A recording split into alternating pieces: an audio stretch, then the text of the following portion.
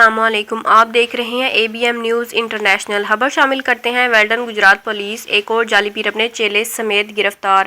Crime reporter ABM news صغیر احمد قمر کی report کے مطابق پولیس کو اطلاع موصول ہوئی کہ تھانہ لاری اڈہ کے علاقہ شادی وال روڈ پر محمد یوسف ولد محمد طفیل نامی جعلی پیر اپنے چیلے محمد ابراہیم ولد سردار محمد سادہ لوگوں کو دم کرنے کے بہانے رقم بٹور رہا ہے، جس پر SHO لاری اڈہ انسپکٹر اعجاز احمد نے اپنی ٹیم کو فوری طور پر ریڈی کر کے جعلی پیر کو اس کے چیلے سمیت گرفتار کر لیا۔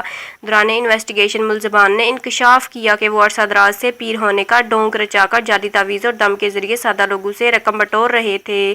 اس موقع پر DPO گجرات سید توصیف حیدر کا کہنا تھا کہ جعلی پیروں اور عاملوں کے خلاف گجرات پولیس کی مؤثر کارروائیاں جاری ہیں۔